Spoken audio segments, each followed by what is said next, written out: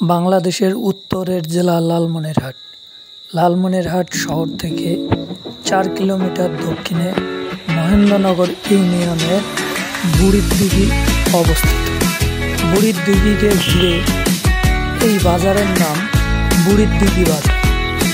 আপনারা দেখতে পাচ্ছেন বুড়িরদিঘি পুকুরটি ও ঘাট।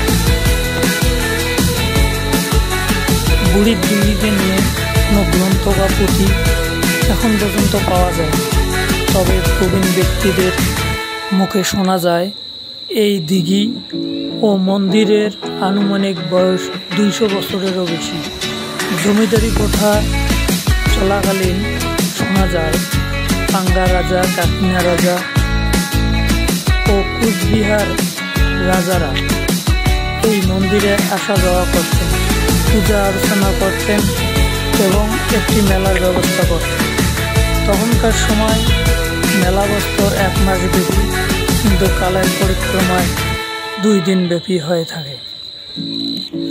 বর্তমানে এখানে ৪টি মন্দির রয়েছে: শ্রী শ্রী বিদ্যেশ্বরী মন্দির, মা শীতলা মন্দির, শ্রী শ্রী রাধাকৃষ্ণ মন্দির, শ্রী শ্রী দুর্গা মন্দির। আশ্বিন মাসের সংক্রান্তিতে এখানে বুড়ি পূজা অনুষ্ঠিত হয় এবং মেলা বসে।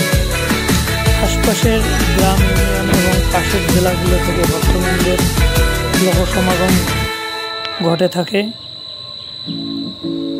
এই পুকুরে ২টি ঘাট রয়েছে। প্রথম ঘাটটি নির্মিত করা হয় এরশাদ সরকারের আমলে ৯০ দশকের দিকে।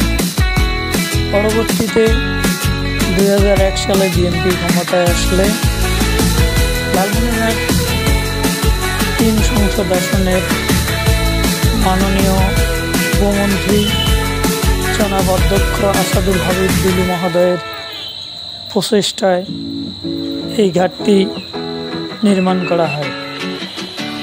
এই দিঘিটি আনুমানিক ৪ একর জায়গার উপর অবস্থিত।